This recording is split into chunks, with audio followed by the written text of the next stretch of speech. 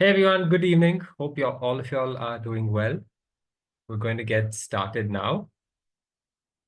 Hi, my name is Varun, and I work at Ekstep Foundation with the Bachpan Manao Batte Jao team. And I'd like to welcome all of y'all to today's masterclass.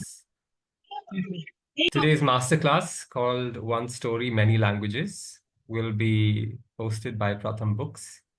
And it will focus on sharing tips and best practices to translate leveled picture books. It will be an engaging session for folks who are teachers or librarians looking to translate books into home languages, or for translators, language enthusiasts, writers, and other caring adults who are in their initial foray into translating into Indian languages. If y'all could y'all please keep yourselves on mute? Thank you so much. So the key takeaways from today's masterclass are going to be this.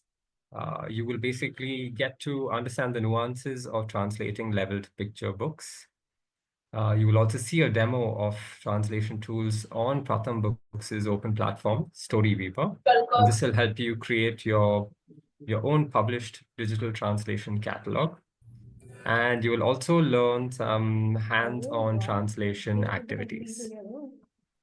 Today's flow of the session is very simple. Kritika from Pratham Books will set the context, after which Sandhya and Vetri will take you through a session on how to translate level picture books. Then we will have a concluding session by Kritika, who will talk to us about StoryWeaver's translation tool. And this is the first 60 minutes of the session. Post the first 60 minutes, we have an optional session where you can choose which breakout room you want to go into. And in each breakout room, you will be shown hands-on translation activities. So if y'all are interested for that, y'all can stay back, and that will last for about 30 minutes, after which we will close the session.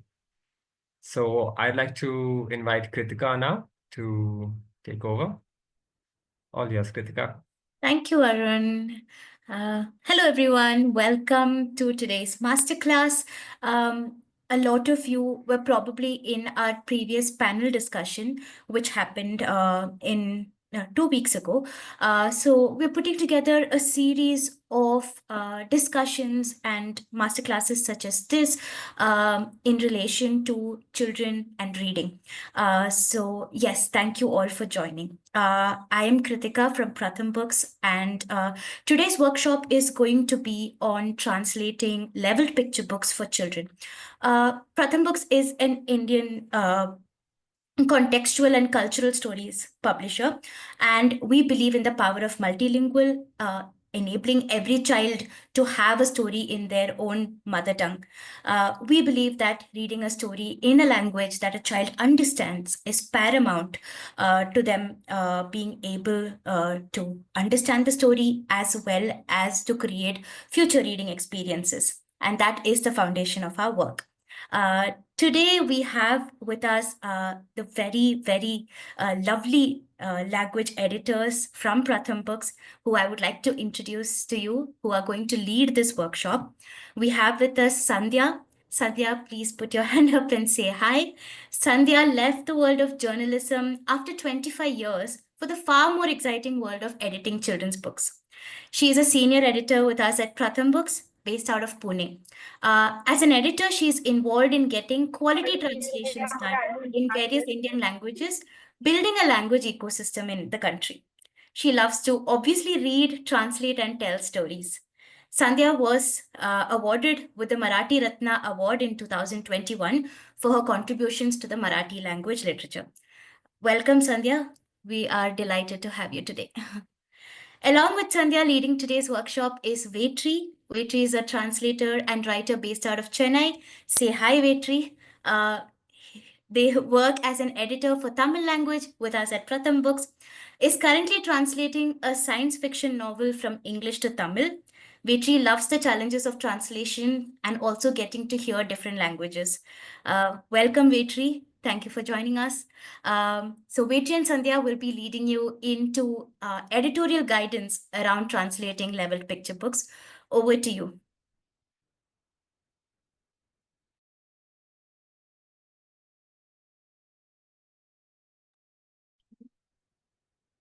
Sandhya, I'm not able to see you. Sandhya, you're on mute. Okay. Oh, sorry. No problem. Okay. So, welcome everyone. And it's truly inspiring to see such a diverse and enthusiastic group gathered here today. When we were looking at the registration numbers, we realized that participants have joined us not only from across various cities in India, but also from Jakarta, Muscat, Sydney, and beyond. So we are honored to have teachers, librarians, storytellers, facilitators, program heads, pedagogists, coordinators, and founders in the room. So welcome all. And despite this diversity and number, we are united by a shared goal. That is bringing stories to children. Stories to children in their own languages through the power of translation. So let's embark on this meaningful journey together. So first, let me tell you how all of us together will navigate this 45 minutes journey and what will get covered. I come from a journalistic background, and as you know, to understand anything, 5 Ws and 1 H is very important. 5 Ws are what, where, when, who, and why. And 1 H is how. So first 4 Ws, like what we are doing, when, we are simple and we know. But we will be concentrating on why and how part of it. Because I would like to tell you, even Pratham Books story creation, story translation has a big why part of it, why we are doing. So I will cover why, and my colleague Vetri will be talking about how to do it. So we'll do this by giving you some examples, tips, takeaways, best practices, and some hands-on experience towards the end. So first is why translate for children. So, Betty, could you please next slide? So, first thing is bridging the gap in regional and underserved languages through translation. So, we have 22 official languages, but there are, as you know, there are very few books in regional languages. Almost 60 to 70% of books are in Hindi and English. And if you want to reach out to children in their mother tongue, because that is important, then we have to create books in their own language and translate more and more. Because translation, where children can see their own image, see out of window, like see other people through the books. So, and that is why bridging the gap. So that is why this bridging the huge yawning gap in this regional and underserved language is important. That is one. Second point is it's not only regional language books or tribal language books, but language goes beyond words and text. You must have observed that when a child finds a book in her own language, she feels happy. She feels that, oh, this is my own language, and the book is printed. Reading is fun, and reading in one's own language gives the child identity and respect. So, through this diversity, we want to respect every language and culture, and that is why we do books, we translate and reach out to children in their own mother tongue language, which is really lacking, and every child has a right to read. in her own language. Then let me come to the second high of it, is translating for children is different than general translation. So what's the reason? First is our audience is different, but there are ABC. I'll give you three parts of it. That one is picture book, the way it is created. Second is the way children perceive things. And the third is level reading. So we have in Pratham Books have 1 to 4 levels. And looking at all these three more factors, we are approaching the translations because that is necessary. So picture. So wait, next slide, please. What will be the definition of picture? It's easy. You can really say that the book with a lot of pictures, the book with huge pictures, the pictures and text. That is right. But still, there are many books, those who have illustrations, but they are not pictures. So, what makes a picture book special? So, picture book is the story is not complete without the illustration. The text tells the story, and the image also, the picture also tells the story. You read the text and you also read the picture. So reading the picture means going into the details, and there is something which is not in the text, but it is in the image. So that way, picture book and text is the parallel journey of text and illustrations, or text or visual element. So here is a quote. Viti, can you just roll it down? I can see the full quote. Here 50% text and 50% images. And who has written this? Maurice Sandel. You might be knowing that he was a very famous storyteller, picture book creator, and he has written this, that you must never illustrate exactly what is written.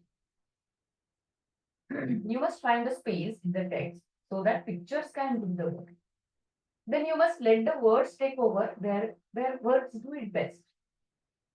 There is an interchangeability between them, and each tell two different stories. So if you want to read the story, you have to do that both. So how it is connected to translation? So without looking at images, you can translate, but then it will not be a quality translation, or it will not convey the exact meaning what the picture book wants to tell. So I'll give here a simple example of one of our picture books, and let us just read some text. And this is without pictures. So these are 3 pages of the books, and the text reads, "Hi, I'm Anand. I collect trash from all these houses. I like visiting Salim Street. Salim and I are friends. It is soon time to go. Bye." So this is the only text we have. And when you see the pictures, it is different. Now we can't figure it out. Yes, we know that Anand is a person and he is a trash collector. But then what is his personality? How does he look? What are his what kind of a person he is? And who is Salim? Is he a friend, adult, or senior citizen, or whatever? Who is he? Their friends, and it's soon time to go there. So most of the questions are unanswered. And next slide, please. We can read that the pictures now. So we can see, "Hi, I'm Anand," and if you see the illustration of Anand, you will immediately know what type of personality he is, and happy and funny person. And then he says, "I collect trash from all these houses." And then it's this is Salim. Now we figure it out that Salim is a small school-going kid, and he loves to go in his gully. Why? There are reasons in the picture book itself. And then he says, next please, soon it is time to go. So soon it is time to go is where? So his school auto is there, and now Salim is going to. So see, the text is very less, and the story is incomplete without illustrations, or you can't tell the story without pictures. So how it is now connected to translation? That you can translate all those texts, but it will lose its fun. So the first takeaway is we are not translating words. Words have meaning, words have shades, but what to choose is only through the tone of the story we do. So just don't go by word. Look at the sentence, look at the paragraph, and then take the context of the previous sentence, read the next page sentence, took the context of previous picture, current picture, next picture, and then translate. So it makes a lot of. Next, please. Then comes, I think here we have not created a style for the second part, which I told you about the perception of a child. I'll just go through that in 2-3 minutes. So, how does a child perceive? How should be your words, the chosen words? So, it is always, you must have heard that children around 6 years or below 6 years old, they perceive things through the senses. So it's a sight, it's sound, it's smell, it is touch, and it is not there. So children perceive through senses. And if you read the picture books, you can see that a lot of this sight, soundness, with different sounds and word plays and rhyme is there, and there are different tests, different visuals. So it is all the children perceive through sense. And your word should have that quality of senses, and then you will be able to translate for children. So it should not be like you have many words. And remember one thing, that translator has to make a choice every time. So this is the word. These are the synonyms. Which one should I choose? Which is best for this? Which is good word here? And then the third why I'm talking about is the translation and reading levels. So sometimes when the translator translates the book, she thinks that, okay, I know this word and this word sounds good. And it is the fantastic word. And sometimes, we fall in love with the words we choose. But then you realize that, oh, but this word is for level 1.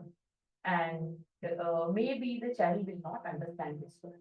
So you have to choose the words and the sentences according to the reading level of the child. So we have not chosen the age groups, and we are talking about the reading levels. That reading levels are not judgmental. Even if you are 10 years old, you can read level 1 book. Different languages have different reading levels. For English, if it is reading level 2, in Marathi, it would be 3 or 4 for one child. So it is non-judgmental way. It is based on the reading levels, and we have to translate and choose words and sentences, the construction of sentences based on that. And here, it's written that it's a beginner, or read aloud. It's for read aloud, or with familiar words you can read. You can read confidently and then fluently. So these are the things. So I think now we have completed the why and into how many factors come into these things. So let us do an exercise now, and you will have some feel of it, and Vetri will handle this? How part of it? So over to you, Vetri, now. Hello. Hi, everyone. So we'll do a short, quick exercise first. For this, I would like you all to take a notepad and pen or open the notepad in your computers, mobiles, wherever you can type. So that's what we are going to do. This will be a short 10-minute exercise. What we are going to do is you have 5 sentences in the screen. I hope all of you can read these 5 sentences in the screen. What I want you to do is translate these 5 sentences into the language you speak, your mother tongue, whichever language you'd like to translate to. Translate it twice. First time, translate it as if these are sentences you are telling an adult. And second time, translate as if these are sentences you're telling to a child. So you are going to do this twice. If you don't know any other language, if you are just an English speaker, try writing the sentences twice, once, rewrite the sentences twice, once as if you're talking to an adult and once as if you're talking to a child. I hope that is clear. So I'll give you all like 5 minutes to do this quickly. We are not going to do much detailed work of this. Let's just do a very quick translation of it. I will just read out the sentences also. So the first sentence is, how are you doing? How's everyone at home? The second sentence is, I don't like your mother. And the third sentence is, I feel more depressed than usual today. And the fourth sentence is, my friend Rita is a trans woman. She is a singer. And the fifth sentence is, how many cats can a rat eat in a day without getting diarrhea? So yes, let's start doing these translations, write this down, and yeah.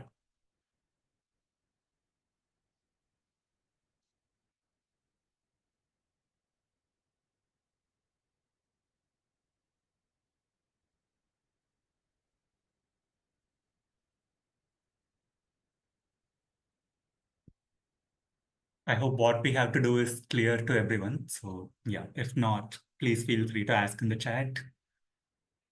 Since this is a very large group, we won't be able to do this much interactive, but yes.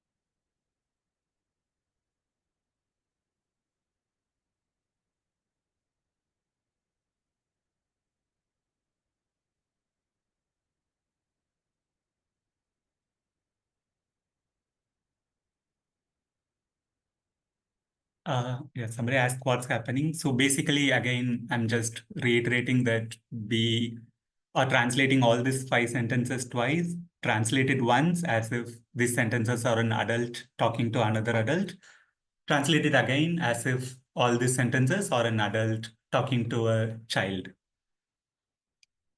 Um,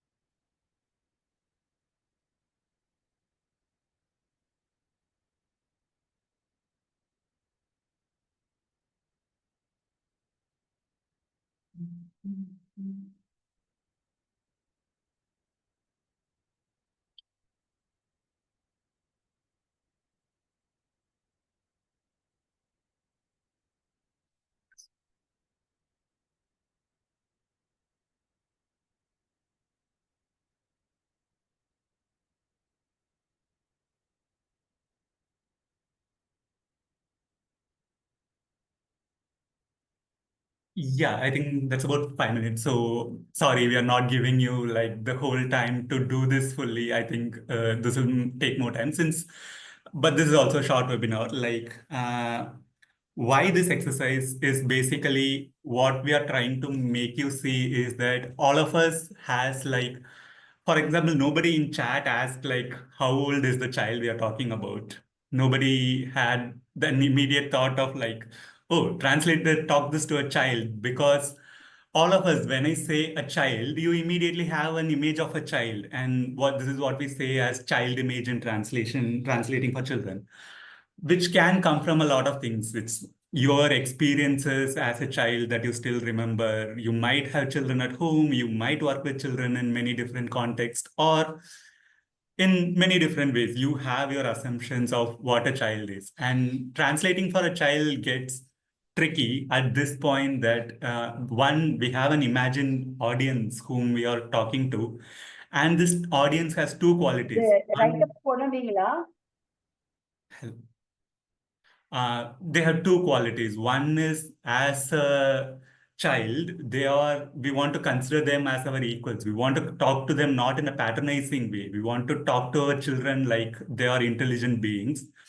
And on this other hand, our children hasn't seen the world as much as we have done. They don't have as much experience as we have. So how does these assumptions or these ideas of what we think is a child affect this translation is something that I would like you all to think about.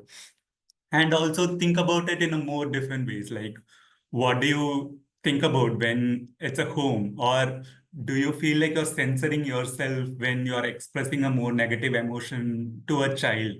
Like saying, I don't like your mother. Like, is that a sentence you can say easily? Or do you feel like you're censoring yourself? Or how do you handle terms like depressed or even terms like a trans woman? Do you feel like that the child won't know the term trans woman, or the child knows a term for a trans woman that's not something that I would like to use? And these are all the questions that we face. And that is also the factor of when you address in most Indian languages, when you address an adult, you address in a formal, respectful way. Or whereas when you address a child, you address in a more informal, less respectful way.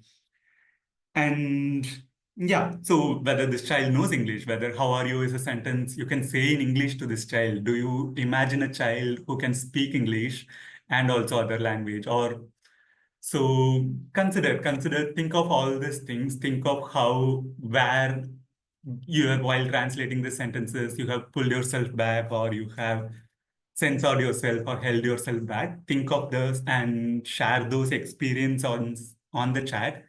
And maybe once the webinar is over, think of it as if, what if a child is saying all these sentences? How will you translate those sentences?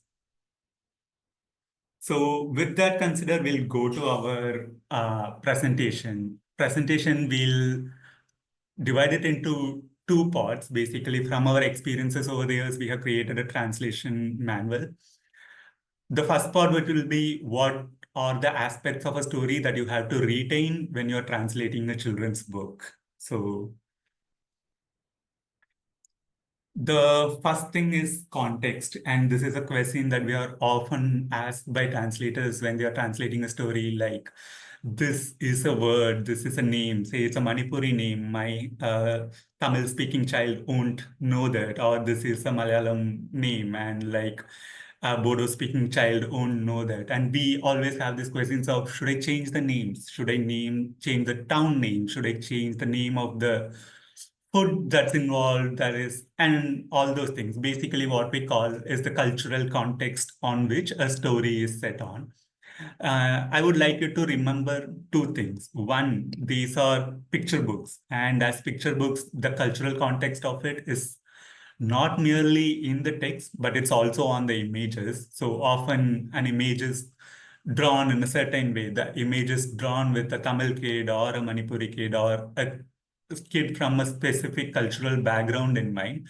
So keep that in mind. And the second thing is you have to give these cultural experiences that are not your child's to the child who's speaking your languages. And we, all of us, most of us has grown up reading stories from many different cultures. So giving experiences of other cultures to our children through translation is also important. So a cultural context is something that we retain. And the first thing that you have to understand when you're starting to translate a story is what's the tone of the story. We always tell like read the story once first, fully as a reader, read the images, read the text, and then start doing the translation. So think of it how you'll impact, say, a very simple word like what can be translated into many different ways in each of our languages. If you don't know the full context of it, if you just read the word what, and if you're just translating it, you'll merely be replacing the word. But here it comes with the loaded context of a girl who's in her life seeing other girls playing football for the first time. And it's an expression of surprise, it's an expression of good surprise. And knowing this helps you make your translation more fluent. So that's where you have to know the whole tone of the story. And even very simple sentences like girls like me, girls my age, and all of this is said in a tone. Understand what the author tries to convey and try to convey it again as a translator. And the third thing is refrain. Refrain is something that is it's a poetic device which you'll see in children's stories often, because as children we are talking about people whose attention we are trying to hold to the story very hardly. So we use devices where the words repeat, the sentences repeat. You'll see patterns that repeat. For example, here is a story of a child who wants to know different things. He wants to know what the dark sounds like. He wants to know what love smells like, and the answer for it is it smells like cake. And so when you have repeating sentences like that, it's done with the purpose that it holds the child's attention through the book. When they go through every page, whether they are reading by themselves or whether an adult is reading it to them. So keep that in mind and make sure that repetition shows through in your stories if it's a story with a poetic device. And this is a small part, but I'll not go into detail in this because it's basically STEM. We have like a lot of stories where we talk about STEM, science, technology, engineering, mathematics to children. Whenever you are in doubt, imagine that this is a child who's understanding stories. Like, how do you differentiate between yeah and bin? What are the words that you use?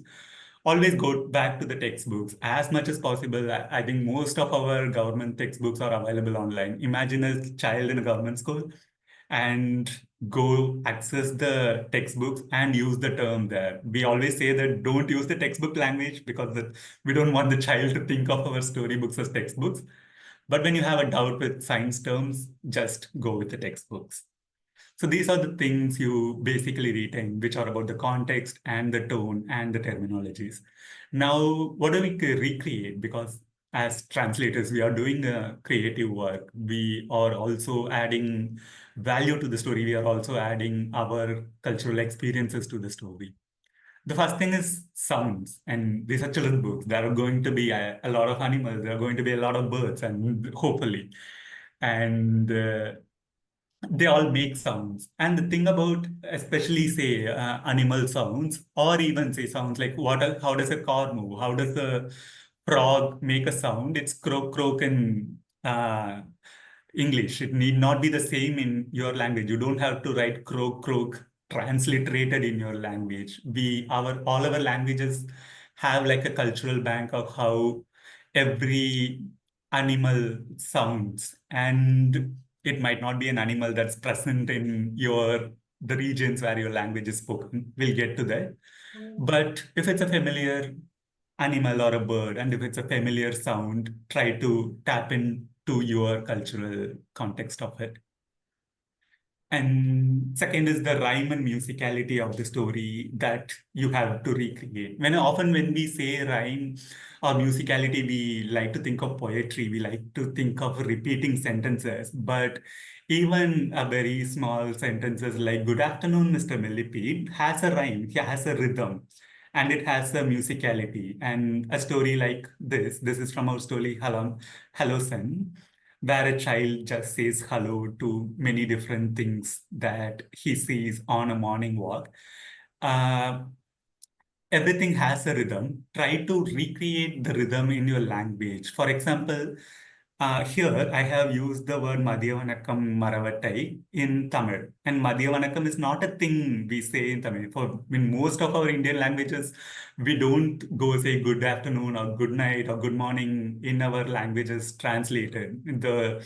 So this is not a thing, but it rhymes in this place. And when you say Madhya Vanakkam Maravattai, it has a rhythm to it that we want to capture. And so that rhythm or that musicality has to come from your own language. You are recreating it rather than just taking it or replacing whatever is in the original. And the third thing is local and familiar. So this is one thing. Whenever you are in doubt, what term to use, go with the local and familiar term. Here you might face a challenge. For example, say for me, if I'm speaking Tamil, I have a word for mangoes, but do I have a word for lychees? No, because lychee is not a fruit that grows in Tamil-speaking regions, as far as I know. And so there might be a word, but it's not a familiar word. So what do you do? Do you coin a word? Do you find a word that will only be available probably in dictionaries and no child will know? In that place, transliterate lychee. And if watermelon has a more local word in your language, use the more local word. And keep this balance of transliterating and translating the names of birds, fruits, animals, car, bus, anything, so whatever. And I have just added this sentence called, if I say oxygen is an Odia word. This is a paper written by Dr. Aditya Panda, our Odia editor. It has a provocative title, which is basically to say that if I say oxygen is an Odia word, and how do we handle borrowed words? Because often when we speak of translating for children, we assume the role of teachers. We think like my child has to learn the pure language, the correct language, but always keep in mind that we are doing this for the fun of it. We want the child to have a fun reading experience. So that's what we are going for. And if you go to a hospital, there is a word for oxygen, probably pranavayu in most Indian languages. But if you go to a hospital, you're probably not going to say like, I want some pranavayu. We are going to say, I want oxygen. And think of it, think of the context. And if that is a familiar word, if a borrowed word is that familiar, treat it like it's a word in your language. It becomes part of your language. And the final part of the recreation is titles. But just keep in mind that the title is what the child is going to see first when she sees the book. A title is what, imagine it's a library and a child goes there and she sees the list of books there, and whether she picks and reads a book or not very much depends on the title of the book. So never ever just translate it, but try to recreate the title, try to capture the tone of the story and recreate it in your language. For example, here is a literal translation of some of the ways we have translated this title called Forgetful Dida. It's about the story of a girl who handles her grandmother's Alzheimer's in a more kind way, where she's trying to understand why grandmother is forgetting all these things and how do you live with that. So that's the thing. So when you translate the title, keep in mind that this is what the first thing the child is going to see. And so recreate it in a way that feels interesting. You can change the name, you can change the title in your language, but make sure you're not just going in a more wild way. Just make sure you're sticking to the soul of the story in some ways. So that covers basically what to retain and what to recreate. So I think we have 5 more minutes, right, Kritika? Yeah, so I'll just introduce you to the 2 more things. And we like before a couple of years back at Pratham Books, we did this thing called an inclusivity guide, which is to guide writers, illustrators, publishers who are creating books for children, and to give them like a guidebook which helps them think through what are the biases that we as translators come with, or we as creators come with when you're when you're creating a book. I thought that 2 of the pages from that guide can help us here as translators, because as translators, we deal with words and words are powerful. And I don't think I have to tell you all of that. And because we are here, because we agree on that front. So with every translation, every word choice you make, just make sure if you're understanding it perfectly. For example, this one thing I would like to tell you is that's a story of us which called like Why Do Birds Comb Their Hair, which is just about a child going through seeing different birds and how their hair or how their feathers look. But the tricky part of the story is never in the story the gender of the child is mentioned. And the child has different hairstyles, whereas us, we tend to assume the gender of a person through hairstyles more than often. And our Indian languages, often the gender doesn't just come through the name or the pronoun, it comes as part of the verb. So how do you handle it? How do you do it? How do you recreate that original aspect of the story? And there is this example that often all of us have heard, like don't cry like a boy, don't cry like a girl, and which we often say. There are terms that has like casteist connotations. Even simple words for a certain labor can come with casteist connotation in our languages. So think through it, think through the words that we are choosing, and make sure that we are not, imagine the child that who's going to read the story comes from a very diverse experiences, and make sure we are not making any of them feel as another. And to end with, basically, this is an example, a recent example of, we did this wordless book called When the Sun Sets. And often when we think of translation, we don't think of wordless books, because what's that to translate in wordless books except, but that's the title, and that is the blurb which we have to translate as translators. So the part of the story is, this is based on a folk tale from Arunachal Pradesh, and it's recreated. And it's about the sun who, after she retires in the evening, she just goes home and does things that most people do after they go home from work. The tricky part is here, the sun god is a goddess. And often when we talk of the sun in a lot of our languages, we have either a masculine suffix, say Suryan in Tamil, which ends in, and it's a masculine suffix, or the most popular imaginations of sun as a god often goes through a masculine imagination. So, but we don't want the child to go with that expectations when we go into this story. And so how do we do that is something that we handle differently in different languages. For example, in Kannada, like we have struggled a lot, and then our reviewer was a teacher and who addressed this in her classroom, and a child remember the word Banu.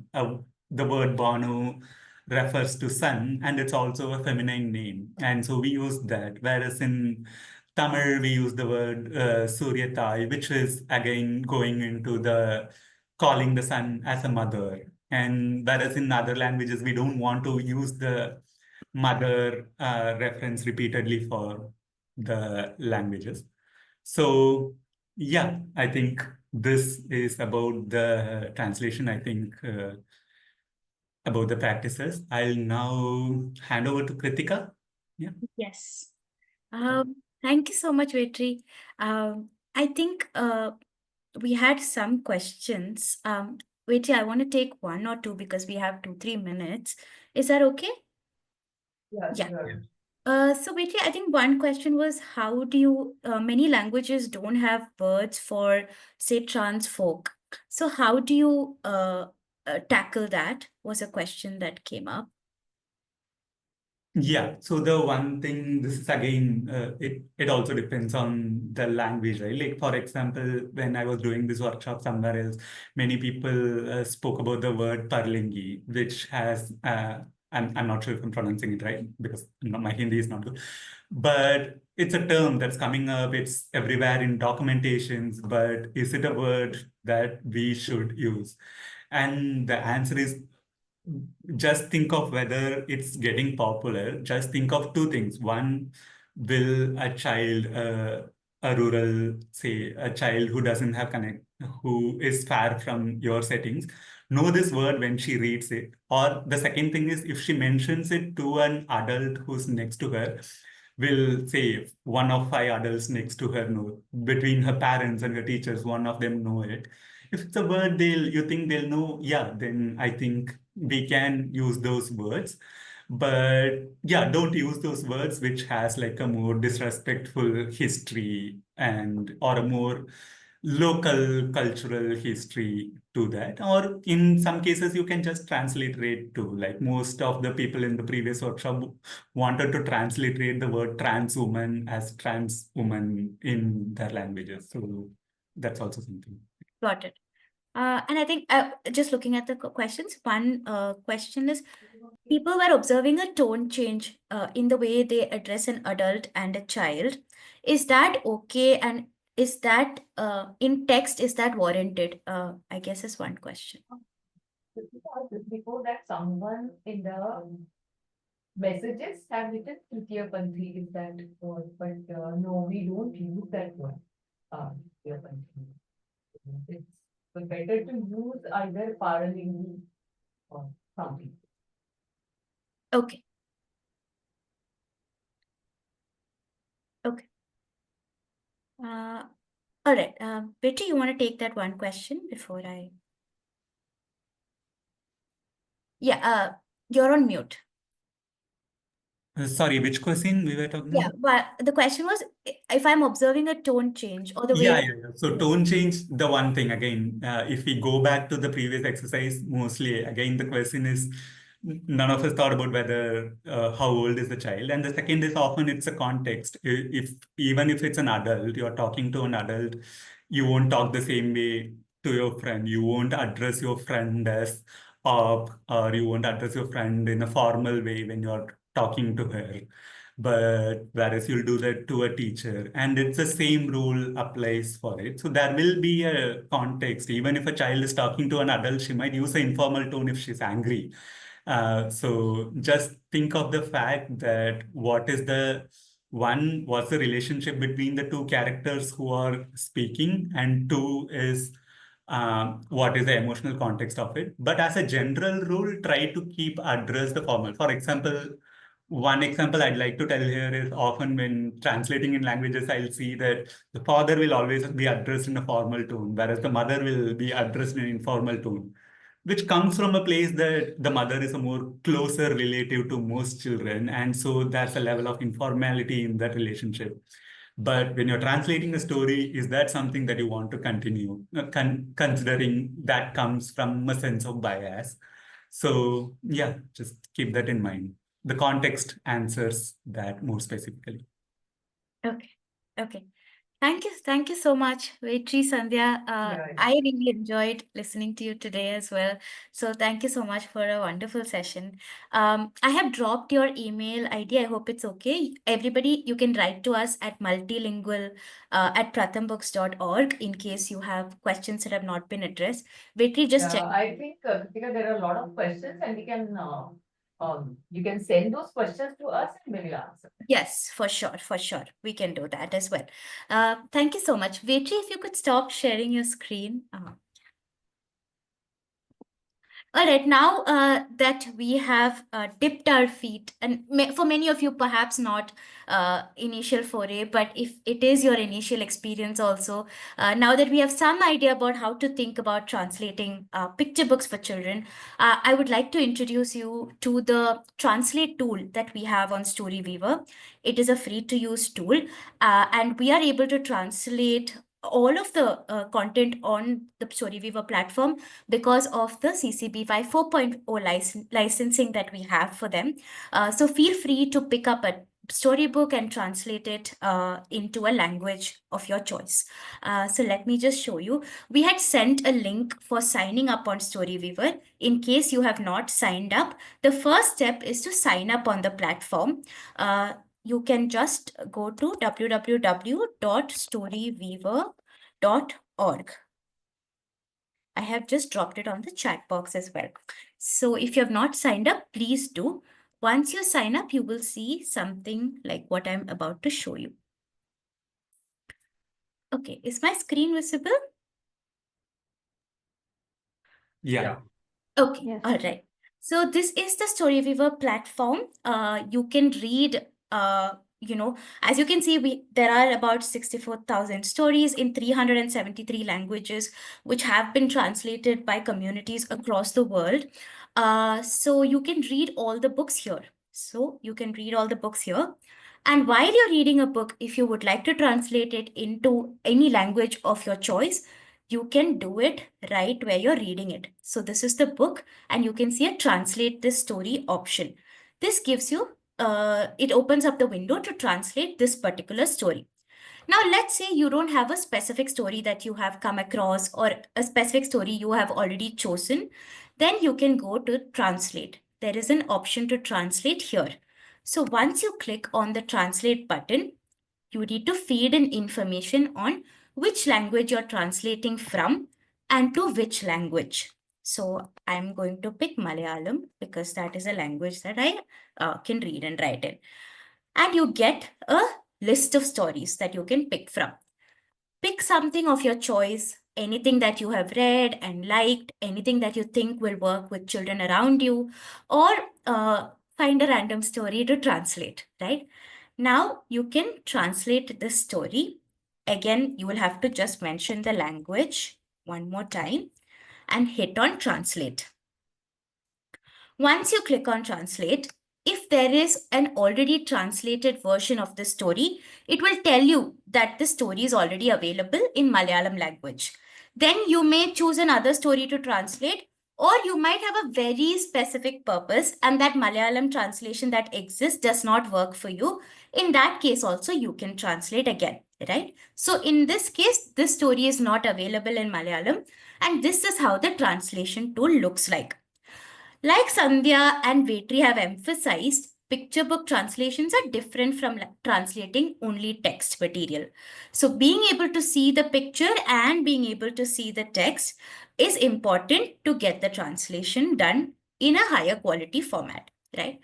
As you can see, you will get enough help and guide as you are doing this process in the platform itself. All of this has been developed by collating the editorial experience that our team has had and putting it into this tool. You can also look at the tips. The tips have information that Vetri and Sandhya have taken us through today, right? So what is the level appropriate? How do you think of level 1, level 2, level 3? Then how do you translate titles, cultural and contextual, translating sounds? So you have some of the information that you heard in today's webinar right here on this tool. You can do your translation here and you can preview your translation, you can save, and you can publish, right? In case the language has a longer, how do you say it, Sandhya? If it is longer than, say, the English language, you can also duplicate the page, right? So you have a duplicating the page so that the text does not come in a crowded way if the words are generally longer.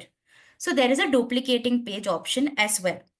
So yeah, this is the translate tool on StoryWeaver. It allows you to pick the stories that are licensed under CC BY and translate them into your own languages. If they're already available and you still would like to do it, you can still go ahead and translate them and use them in your own context, whatever they may be for.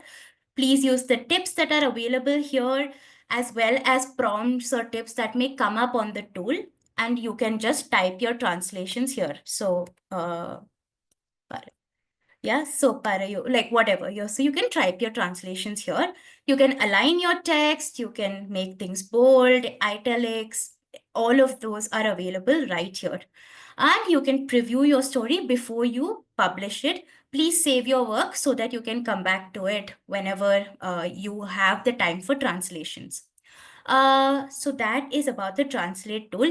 It is important that you log in because your name is going to come on this translation. So please log in before you translate, otherwise you will not be able to. And finally, I also want to mention that this tool is also available as an offline tool. So in case you don't have access to the internet, you would be able to translate it offline as well. So that is also available to ensure that anybody is able to translate anywhere, right? So I hope you got some idea about the tool, and I hope I was not too fast in taking you through that because of time constraints. But do explore it and do translate and keep practicing translation. So yeah, with that, we come to the official end of the webinar that we have had. We do have an optional session where you can get some more hands-on time practicing translation. So basically, in the optional session, we would like you to pick a story and try translating one page of it. And we will be putting you in breakout rooms where you can ask questions and interact with the language editors we have. We also have two more people from our team, Bhargavi and Hema, joining us in the breakout. So you will have enough people to raise your questions to and get some inputs. So before that, I want to thank today's speaker, Sandhya Vetri. Thank you so much for a thoroughly engaging session and very wonderfully structured. It was easy to navigate through it, even as somebody who did not come in with learning translation tips. I really enjoyed everything I've gathered from both of you. So thank you so much. I want to thank Varun, Tanya, Hita, Deepika from the Bachpan Manao Badhte Jao team. They have been wonderful partners in curating these webinars and masterclasses, and it's been delightful collaborating with them. Thank you so much to all of you. And to everybody who came in and participated, really thank you so much for joining us and for taking forward the mission of ensuring that children's books are available in languages that are their own. So thank you so much. Everybody who would like to drop out, please do. Before that, I want to give it to Varun, who has a few announcements to make. Over to you, Varun. Thanks, Kritika. Firstly, I love the session. Thank you, Vetri. Thank you, Sandhya. The reference to Prana Vayu really had me laughing, by the way. Would never, definitely not say Prana Vayu at a hospital next time. And thanks, Kritika, for taking the session and concluding it as well. Just two announcements. One is that if you want to get access to a curated set of stories and resources for the early years, please check out the special Bachpan Manao and Get Children Reading page created by StoryWeaver. You can make a pledge to get children reading and you can dive right in. Tanya will share the link to it in the chat box. And the second announcement is that if you are a librarian or if you're someone whose life has been touched by a librarian and libraries, then I would really suggest checking out the Librarians of India document link that we are putting on the chat right now. So please do check these two links out. We will now be moving into the second part of the session, which is the actual hands-on translation activities in the breakout rooms. So please do stay for it, and I hope to see you all there. Thank you Thank so you. much, Varun. All right. Harish, sorry, go on, Kritika. Yeah. So everybody who is staying back, this is what we are going to do in the breakout room. We recommend that you pick anything for translation, preferably a picture book, because that is what we have been dealing with today. But you can pick any material to translate, and we will have 30 minutes in the breakout rooms. So we recommend that you try translating any page, one page of the material that you have, and you will be in different breakout rooms. So in case you come across a hurdle, or in case you have a larger question on what you're translating, please feel free to ask, and our team members will be able to take it. We do have a 30-minute cutoff though, so we will not be able to take all your questions, but please do write to us.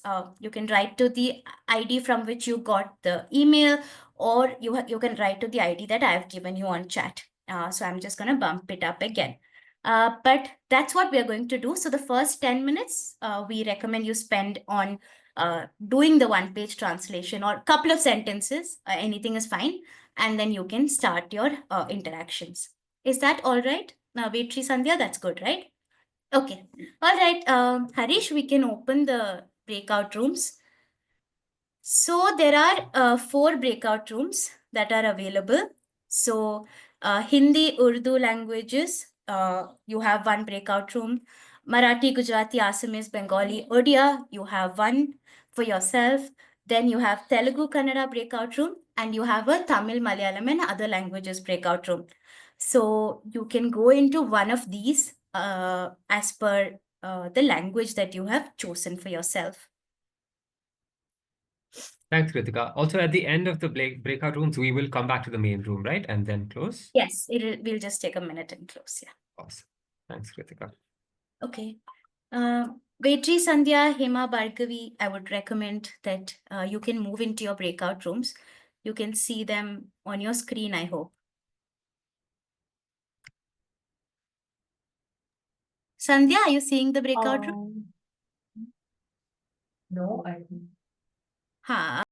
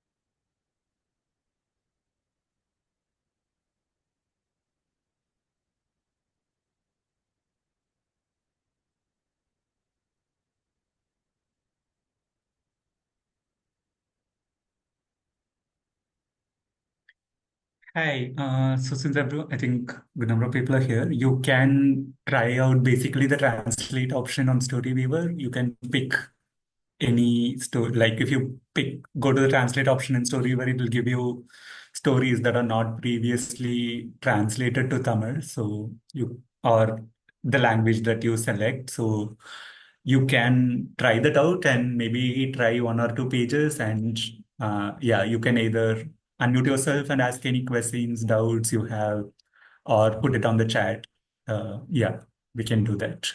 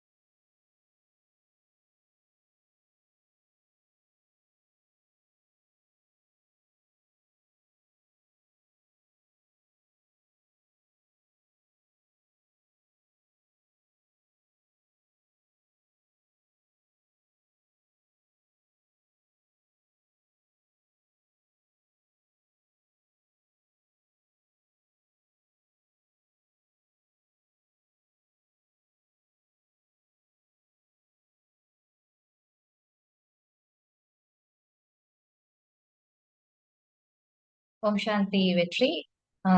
என்னோட பேர் Radhika Karthik. I'm from Chennai, Besant Nagar. Are you able to hear me? Yeah. Okay. So basically நான் வந்துட்டு தமிழ் வந்துட்டு ஒரு 7-8 இயர்ஸா சொல்லி கொடுத்துட்டு இருக்கேன் குழந்தைங்களுக்கு. So that's how it's been working and I love narrating stories to children. That's something which is interesting to me. And at the same time, நான் சொல்லி கொடுக்கும் போதே ஐ மேக் ஷுர் அதை நல்லா சொல்லி கொடுக்கணும் குழந்தைங்களுக்கு. நல்ல வார்த்தைகள்லாம் யூஸ் பண்ணி தான் சொல்லி கொடுக்கணுங்கிறதுல ஒரு I give importance to using the good words, so-called good words. Okay. So, இப்போ நான் என்ன ஒரு difference பாக்குறேன்னா, now I have started translation also.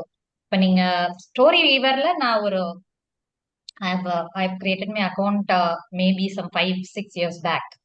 And நான் என்னோட கிளாஸஸ்ல வந்துட்டு ஐ யூஸ் டெஃபினட்டா ஒரு செஷன் கூட வந்துட்டு ஸ்டோரி வீவர்ல இருந்து ஒரு கதை இல்லாம போனது கிடையாது. ஸோ குழந்தைங்களுக்கு எந்த கதை பிடிச்சிருக்கோ அந்த கதையை எடுத்து அவங்களுக்கு சொல்லி கொடுத்தா இது நல்லா இருக்கும் அப்படிங்கும்போது அவங்களே நிறைய படிக்கிறதுக்கும் நான் நிறைய வந்துட்டு சொல்லியிருக்கேன். ஸோ இதுல என்ன நான் பாக்குறேன்னா, நம்ம பேச்சு மொழிக்கும் எழுத்து மொழிக்கும் ஒரு வித்தியாசம் இருக்கு தமிழை பொறுத்தவரையில. எனக்கு மற்ற மொழிகள் பத்தி தெரியாது. இப்ப நீங்க சொன்னீங்க இல்லையா, ஒரு இதுல வந்துட்டு ஜெண்டர்ங்கிற ஒண்ணு காமிக்காமலே the child is going through and he or she whomsoever it may be, the child is exploring. அப்படிதான் அந்த கதையே இருக்குன்னு நீங்க சொன்னீங்க. இப்ப நம்ம if it's only illustration, தமிழை பொறுத்த வரையில it's when you are writing, அது என்ன ஆறது, அவன் அந்த சென்றால் வந்தான் அப்படிங்கறது அந்த வார்த்தையிலேயே ஜெண்டர்ல வந்தது சென்றது போயின அப்படின்னா அது ஒரு நம்ம ஒரு அனிமல் ரெஃபர் பண்றோமா இல்ல குரூப் ஆஃப் அனிமல்ஸா இல்ல மனுஷங்களையாங்கிறது அந்த வார்த்தை வெளிப்படுத்திடும் இல்லையா? அப்ப எப்படி இந்த மாதிரி ஒரு translation is possible? Yeah. So basically, two persons also, it's a mixed group. I'll just answer in English. Yeah.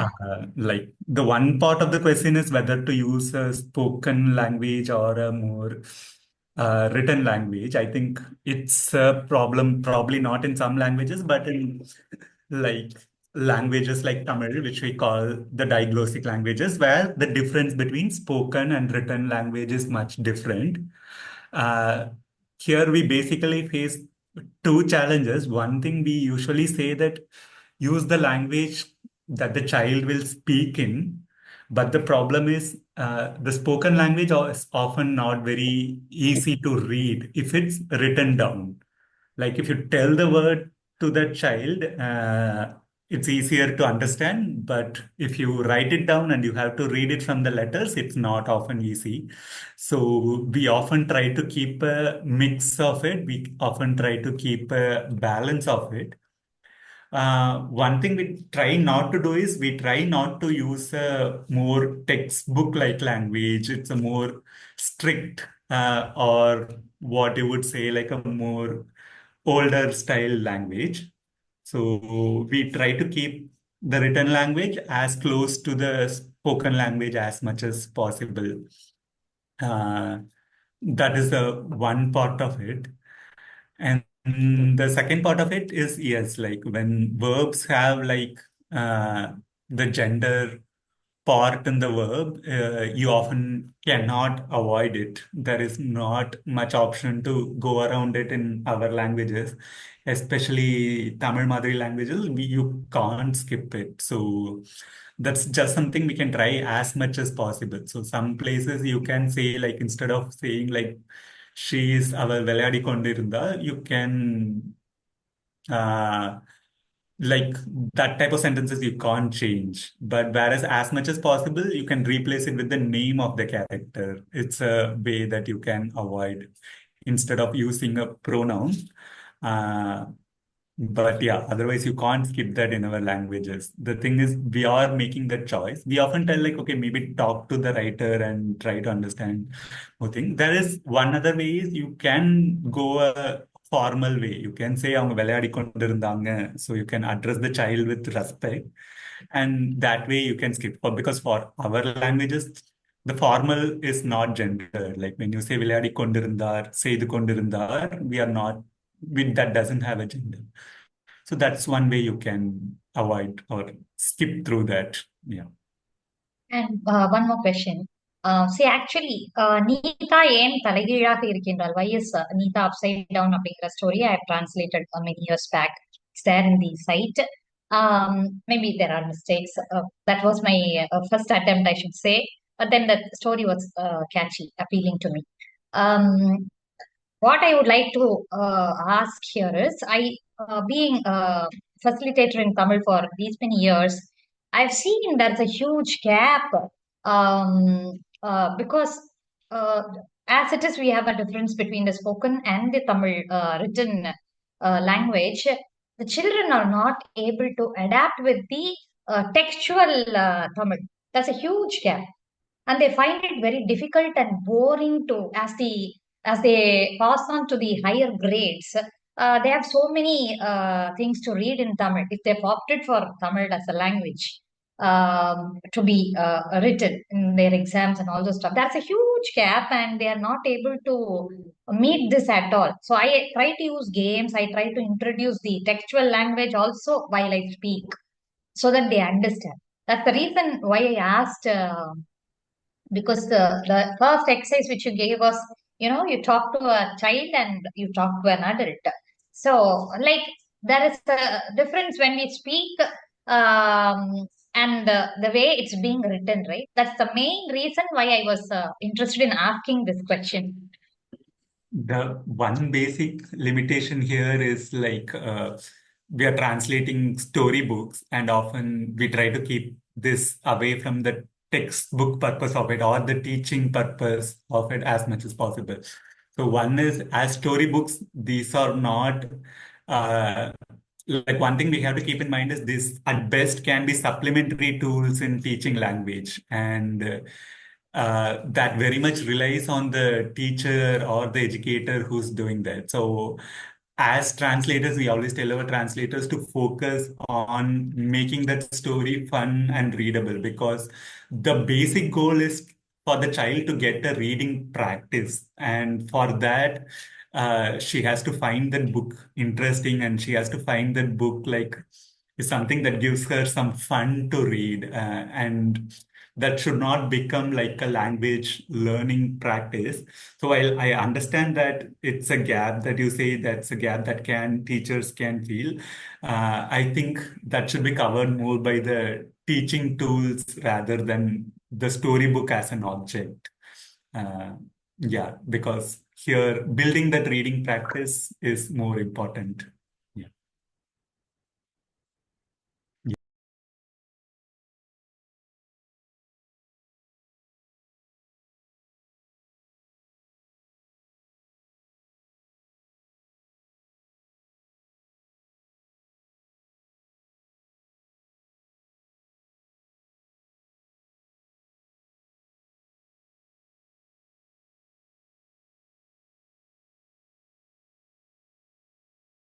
I have a question. In Tamil, there are a lot of dialects. So, how do you choose which dialect to use for the story? The thing is, often as translators, we go with the dialect that we are familiar Yeah, with. comfortable. That is our mother tongue. The one thing that I will tell you to be aware of is one, does this make, does this stand out in a contrast to the original context of the story?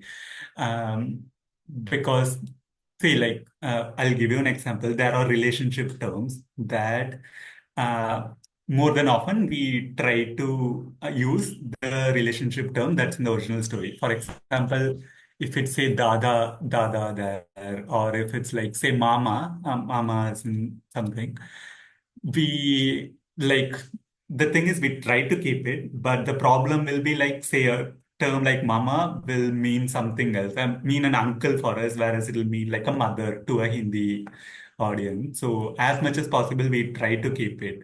But it also sometimes comes in context that, say, different communities address, Tamil Muslims have like different ways of talking, addressing their the name for a mother or a father. And so when we do this, when we bring that cultural context is this, that will be the problem. We are bringing the cultural context of a different community on top of what exists. So that is something that we can aware of. And the second part I'll ask you to be aware of is what I was telling earlier also, because you'll be going to a more spoken language and say a simple word like poetia and arponia, like does it feel easier to read? Does it the sound of putting the it and the t next to each other, is it easier to read? If it's easier to read, I would suggest go ahead with it, because as translators, we will bring in our dialect to it to some level. Let us not just do it for the sake of it. Let us not pick a dialect that we are not familiar with and we might be able to not do a good job of it. But yeah, bringing in our own dialect makes sense. You can do it to a level. Thank you.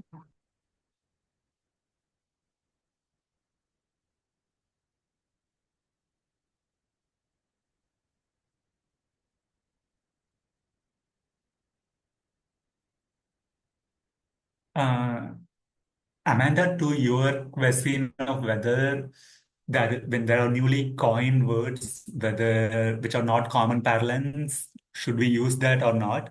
One thing is, if the story is very much about the word, like somebody asked about whether to transliterate photosynthesis as it is, or something. Say like this is a story that's going to be, imagine let's it's set in a university, and the word university is going to be repeated through the story with images. Then the child will be able to make that connect when she hears this new coined word, even if it's not common parlance for her. She'll be able to understand because it's repeated through the story with the support of images.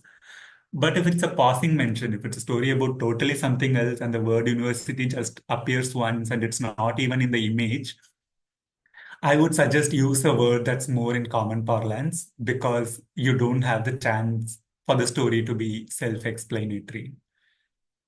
Yeah.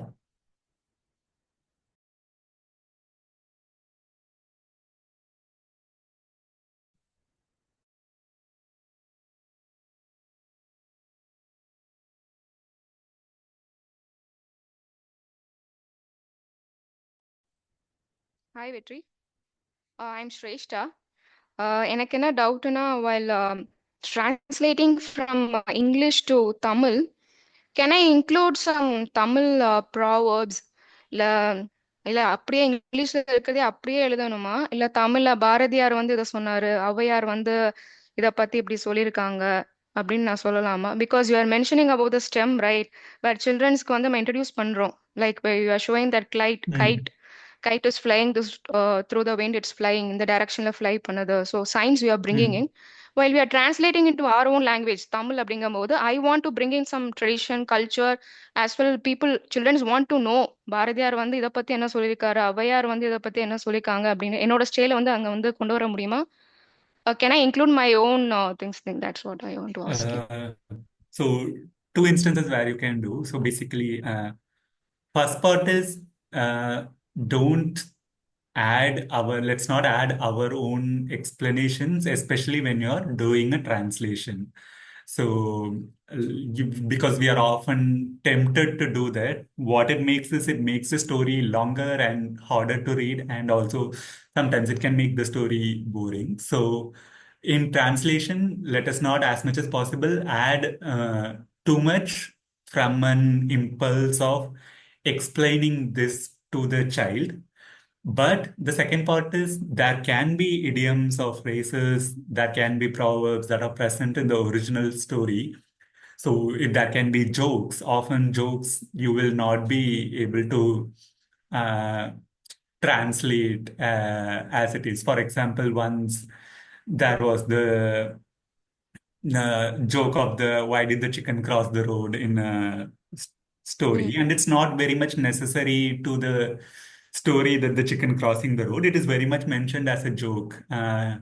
Whereas if I tell a Tamil child like கோழி ஏன் road cross பண்ணிச்சு, it won't be funny. But whereas at the same time something like say kori modala vancha mutta modala vancha, whether the egg came first or the chicken came first. Yeah. That is more understandable. So if there is already an idiom or a phrase or a proverb that exists in the original story, and if you feel like it can be better replaced by a local Tamil equivalent, then go ahead for it. But do not add that explanation that's not present in the original.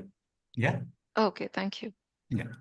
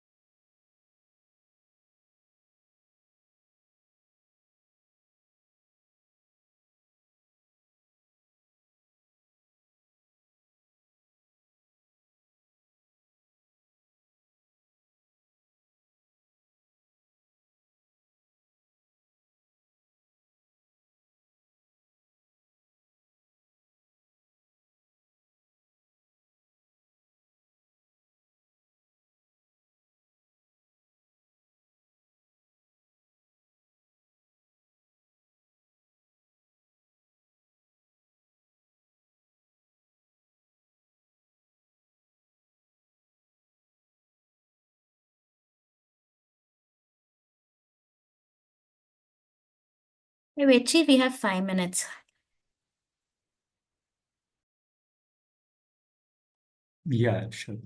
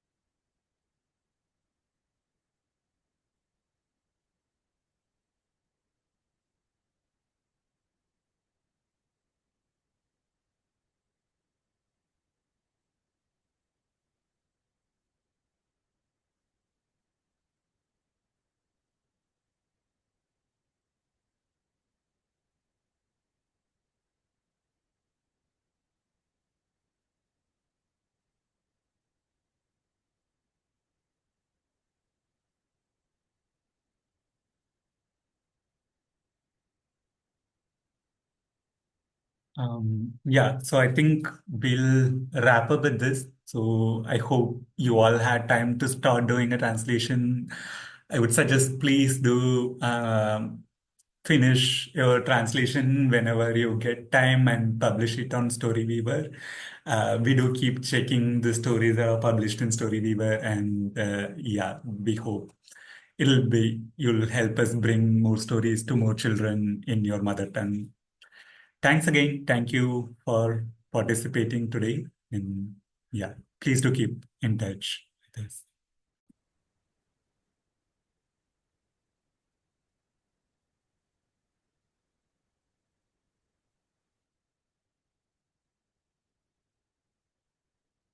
Already we have 9 participants and people are joining. So let's wait for some time.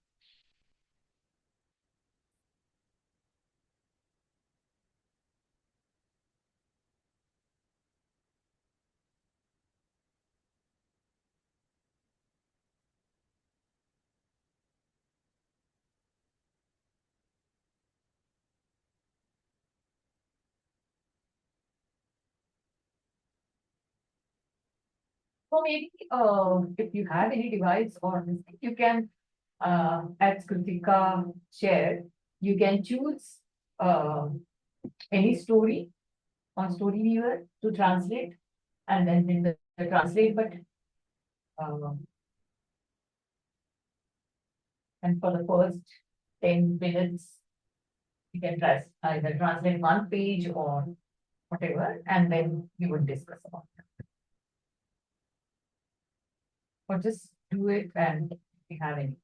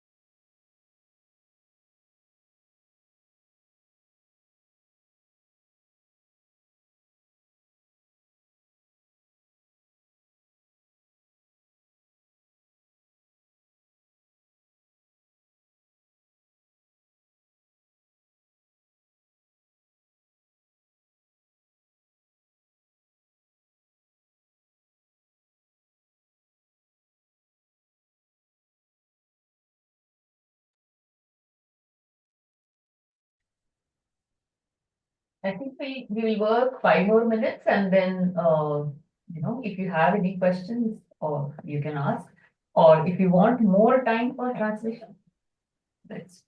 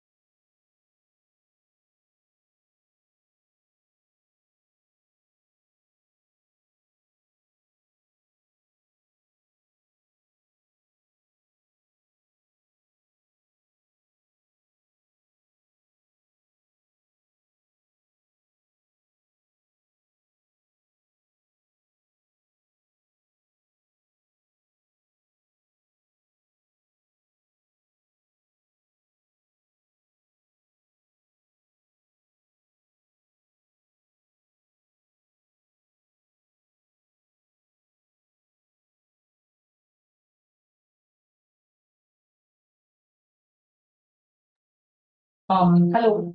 So can we start discussion, or will you be able to translate a few lines?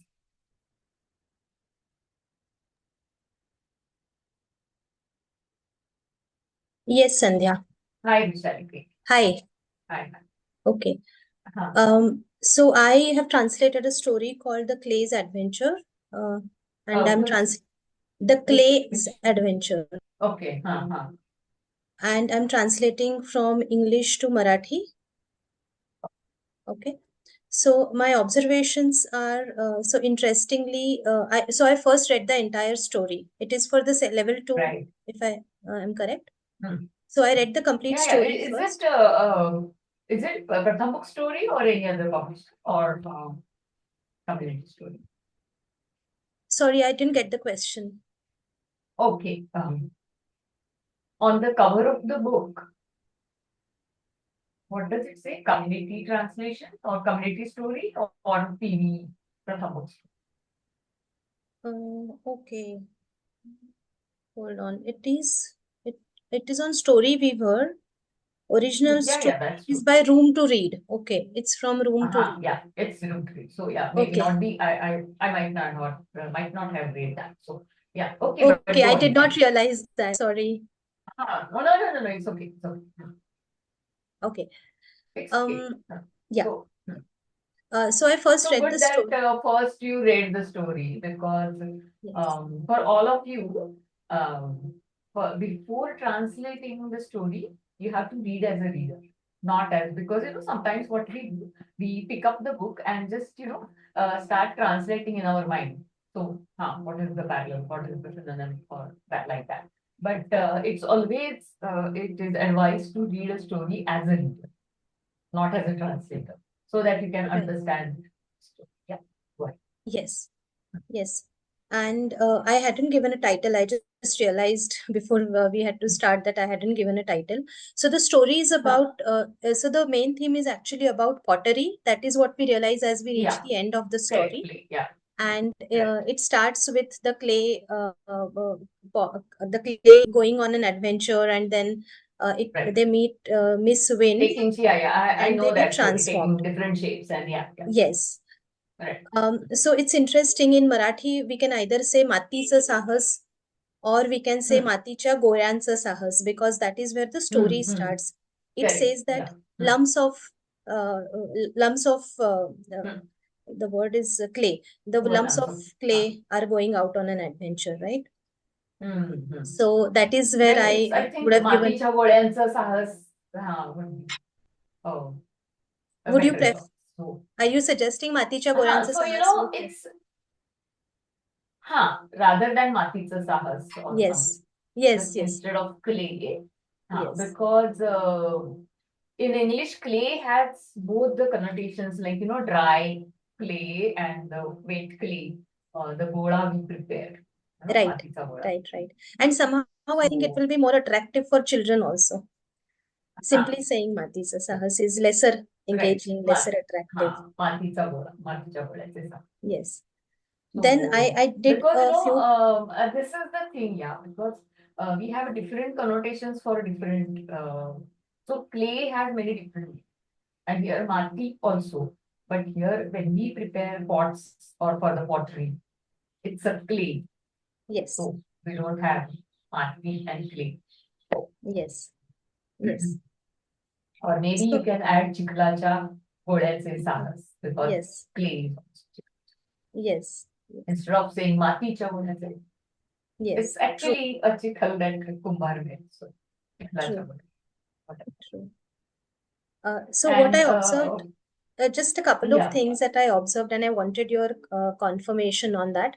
So sometimes in English, the sentence is of a few words, and when you want to translate it in simple Marathi or any other language, you would want to break that sentence into smaller sentences. So I'm just assuming that it is all right to do, right? Because that is how it will work better. In fact, we suggest or say that please break the sentences, and also please avoid the English clauses. So English is a different language, and how our regional languages work, they work different. So if you have observed, all of you, when the English sentence, where the English sentence ends, the language sentence begins. So, it's like, otherwise, the fun of translation is it should not sound translated. Correct. If the language sounds it's translated, the child will throw it out. So, the child will not read it. It will not engage her. So, it's always good to have that, typical language connotation, language nuance, language sound, and what we say otherwise is when you finish the story, just keep the original away and read the translated story aloud. Yes. Reading aloud makes a lot of difference. So when you read your story, you may think, yeah. But when you read it out and then you say, oh, this, it doesn't sound good. Actually, it sounds of the word or the shade of the word, tone, meaning, everything comes alive when you read it out. Yes. Thank you. And one page, if you have translated, you can read. Sorry? If you have translated the page, you can read out one page. Okay, all right. I'll do that. Okay. So it goes like this. I'll also share my screen if that is possible so that you can. Okay, let me know if you see it. Yes. So yes, the English yes. text is later that day they meet Miss Wind. Hello, Miss Wind. The lumps of clay cheer. I see that you are on the move, Miss Wind says. You know that you are on your way to getting changed into something different, right?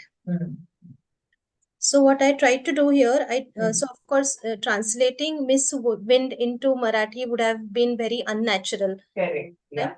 So I have simply gone for Hava Tai, which is Hava Didi. That's the best. Right? So त्याच दिवशी त्यांची भेट झाली हवा ताईशी. So I also played with the sequence of the words here to make it more conversational. Namaste Hava Tai. So this is something that I would like to work on because Namaste is a little formal instead of hello, right? Maybe also you can use Varatai.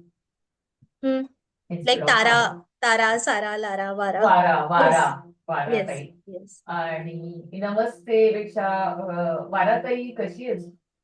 Okay. Something like that. Okay. So that much liberty we can take. Right. Yeah. Okay. Where these when you have that good morning, good evening, and then that much liberty here can hello or whatever. Yeah. Right. Okay. And for the latter part, the lumps of clay cheer. So I have used the word Anandane Chivchil. Now this was also an interesting part to translate. So हवाताई म्हणाली, तुमचा प्रवास सुरू झालाय वाटतं.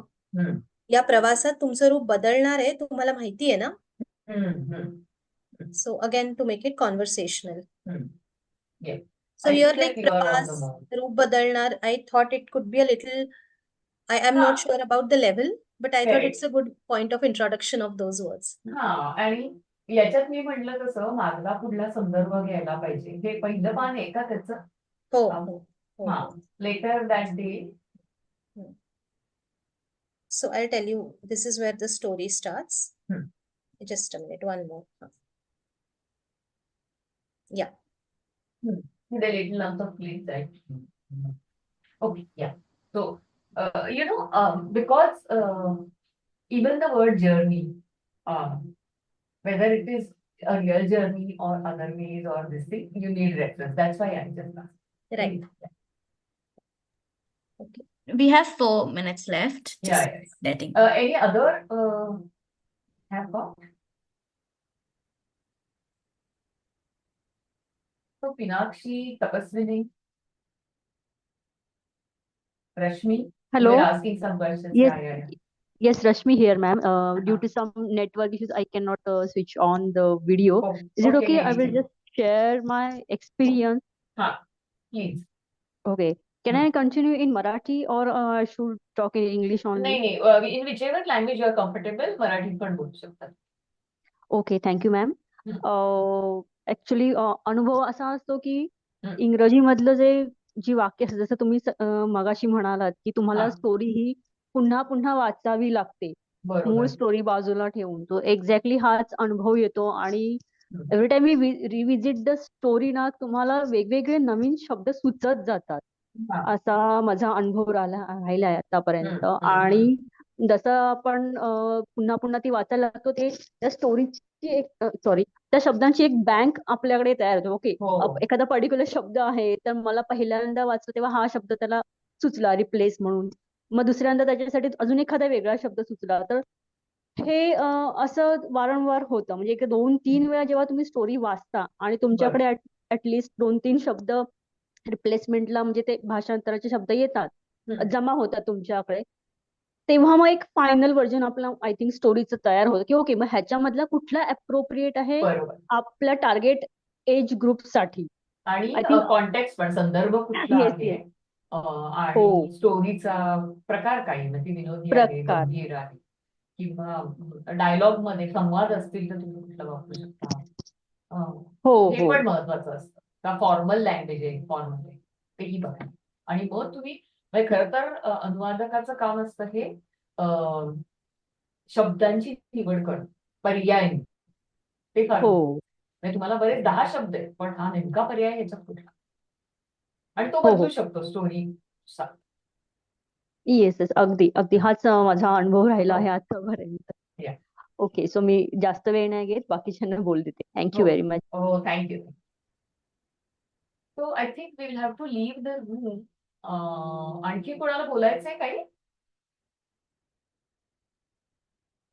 मीनाक्षी, वृषाली तर बोलल्या. रश्मी, आणखी काही आहेत का प्रश्न? नाही तर आपण परत त्या लीव्ह रूम आणि मग मीटिंग मध्ये आपण जाऊया.